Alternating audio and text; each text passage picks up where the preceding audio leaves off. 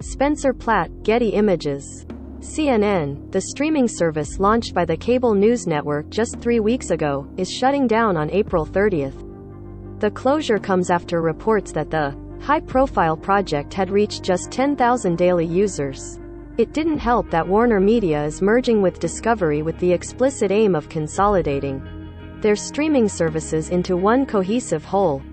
The service, which reportedly cost around $100 million to launch, will have survived for just 32 days, stealing Quibi's title for most notorious and swift closure. CNN said at-risk employees will receive 90 days' salary and benefits and get opportunities to move elsewhere within the Warner Brothers Discovery empire. On one hand, it always seemed like a stretch to ask people to pay Netflix-level prices for even premium cable news.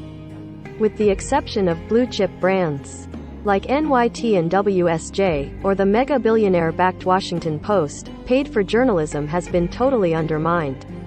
On the other hand, it's a shame to see something bold and potentially paradigm-shifting do a Quibi so quickly. Dan Cooper. The biggest stories you might have missed. Buy with Prime lets third-party retailers use Amazon's shipping service. Amazon will share its logistics power with others, for a price. Amazon has launched Buy with Prime, a service that enables rival online retailers to leverage Prime's speedy shipping. It means any e-commerce platform can add a Prime button to its page and make items available for next or two-day delivery. The program will begin with sellers that already use Amazon's fulfillment service before rolling out to merchants who have no presence on Amazon whatsoever. This is another neat way Amazon can both fold its competitors under its own umbrella, but, given the SEC is investigating how Amazon uses the data it collects about third-party sellers, one that may deserve extra scrutiny. Continue reading. Elon Musk says he has the financial backing for his proposed Twitter takeover. The Boring Company also received fresh funding. The Boring Company. What's Elon been up to over the last 24 hours, you ask? Well, in a fresh SEC filing, the billionaire has said he's received backing to make his hostile-ish bid for Twitter. That includes $13 billion in debt, financing from lenders like Morgan Stanley, and a further $12.5 billion in loans leveraged against Musk's Tesla shareholding.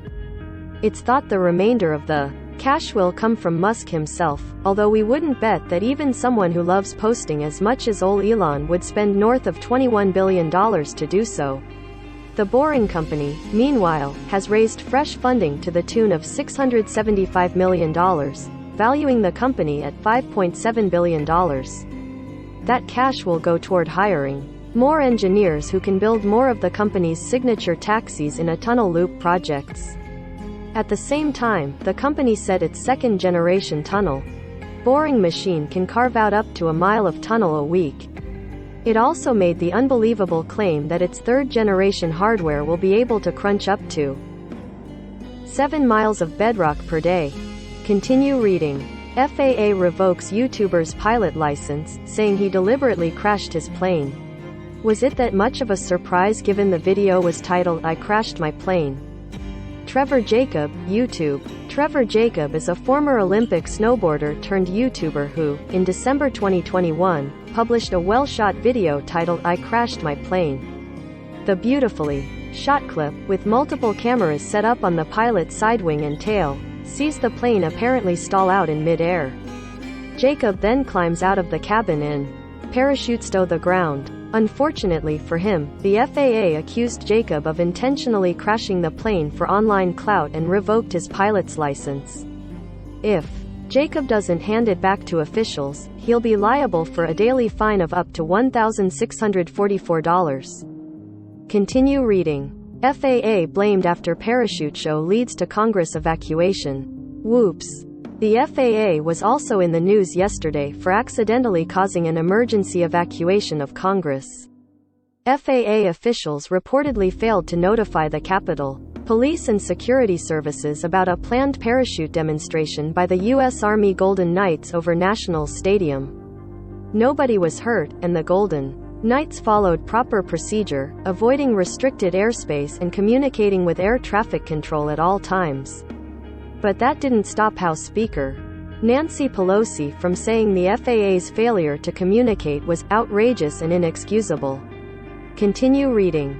All products recommended by Engadget are selected by our editorial team, independent of our parent company. Some of our stories include affiliate links. If you buy something through one of these links, we may earn an affiliate commission.